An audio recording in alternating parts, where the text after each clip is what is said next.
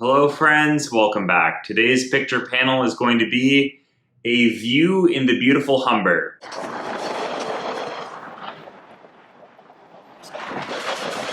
This is actually going to be the first of a two-parter because really these two photos do go together, but I'm just going to focus on this one for now. How I was able to find this is such a cool story. My mother's dad's daughter's husband is Rick McGinnis, and in his own words, my family's lived in and around this area since World War I. That's when both my mother and my father's families moved here from Scotland and England. So I don't know. I'm kind of a low-key expert on Toronto's West End around the Humber. In an even more bizarre coincidence, one of Rick's friends actually seems to have access to the private property where this photo was taken so many years ago. So we were able to get right back to the exact same spot, which was at the time probably just some arbitrary point along a railway, not actually anywhere specific that you would take a picture. So that was, again, kind of a cool small world moment. So the centerpiece of this photo, and I think the town in general, is this old stone arch bridge that looks like it's been plucked out of the English countryside. That is still very much a prominent part of sort of this little area. Very interestingly, if you crawl under it, you can see that it's not actually a stone bridge at all. It's actually a steel and concrete bridge with a stone facade on it. And it would have been quite new when this picture was taken. Both of the bridges actually in this picture were built probably less than 10 years before this photo was taken. So this area would have been undergoing a lot of development around the 1920s. And it has pretty much stopped since, which is quite interesting to me. It's not just the bridge that has this sort of faux Old English feel to it. The entire neighborhood is built in the Tudor style, and there are a lot of sort of big buildings that try to look like that. It makes it a good place for filming commercials for Hallmark cards or Anne Murray Christmas specials. The English character to the town is no accident, though. It's actually the very intentional effort of just one man, Holmes Smith. Holmes Smith is actually a very influential man in Toronto history. I'm surprised that I hadn't run into the name before now. He's got his finger in almost every pie around Toronto, and especially in this area because of a giant 3,000-acre development that he did to build sort of 6 different communities that all had these different themes, almost all revolving around this little bit of England, away from England theme. One thing that I noticed that comes up a lot when you read about him is how he was so committed to his business that he remained a lifelong bachelor, despite being an extremely charismatic and fashionable man. And if you read even more, you learn that his main friend and business partner, Godfrey Petit, was also so committed to his business that he remained a bachelor his whole life. The two shared a home for business purposes.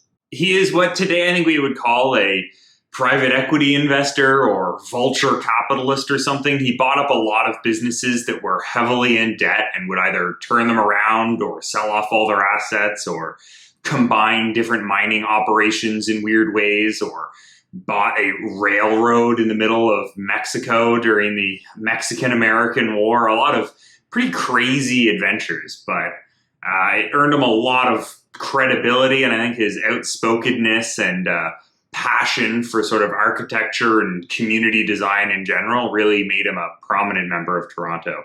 That and, of course, all of the money. The Old Mill neighborhood is really his sort of poster child neighborhood, too. It was really what he considered to be sort of the ideal neighborhood. He would put a lot of very bizarre and specific stipulations on each property being sold to make sure that it looked sufficiently Englandy. A lot of these would be truly weird stipulations, like for the next 30 years, you must plant a garden that has so many foxgloves or hollyhocks or rambling roses in it. And even other weird things like, oh, you must have a lawn tennis court in your backyard or a place to play bowls. The neighbor of Rick's friend, who lived on a super steep incline, had this bizarre rock outcropping thing that made a little grass platform that didn't seem to serve any purpose. Rick's neighbor said that this was used by some previous owners as a bowling green, but I'm actually wondering now if this was actually just a stipulation that maybe Home Smith put on this property that, to feel Englandy, it must have somewhere to play bowls, even though maybe nobody at the property ever actually used it. The ruins that I had mentioned earlier are actually an old mill. That's where it gets its name. It was an old gristle mill that burnt down in 1881. The area had a lot of different mills around it, though, mostly sawmills, actually. The river was obviously useful for power there, but this was sort of the last slow part before it speeds up to drain out into the lake. So a lot of logs would sort of collect and float in this area, which meant that, lumberjacks could cut down trees upstream and just throw them into the Humber, and they would come and sort of pool around this general area. It was actually known by natives as place where log floats in water, which in the Mohawk language is Tekronto or something. I can't say the TK letter put together, but it's one of the guesses as to where Toronto actually got its name. But between fires, floods, a hurricane, and some mudslides, there are basically no mills along the river now. This one stone one was up there until 2001, and it got sort of torn down to be reconstructed into a luxury hotel, the last addition onto this sort of big, sprawling banquet complex thing that is the tea room. This tea room is sort of the thing that anchors the Tudor style in this neighborhood. It's sort of just been always growing since it opened. It's been a pretty classy sort of banquet area, place to do a wedding or go for a Sunday brunch if you're feeling extra fancy. And I think it still fills that role in the neighborhood. And it has basically since it opened in 1914 when Home Smith built it for this purpose. It has expanded, though, over time, and one of these expansions is what swallowed up those ruins. And I don't think that the locals are actually particularly fond of that. Rick sort of told me that they actually quite enjoyed having some old ruins, and it made it feel old Englandy, maybe more than the modern mill does. The hotel that they did build there, though, does match a lot of the similar style. So I actually thought maybe it was built back in the same foundation, but it's actually been moved over slightly. Also in the background of this photo, as I mentioned at the beginning, is this Bloor Bridge. This is part of the Bloor Street straightening project, which would have been completed around the time this photo was taken. And these straightening projects resulted in much higher bridges being built along a few of the main thoroughfares in the area.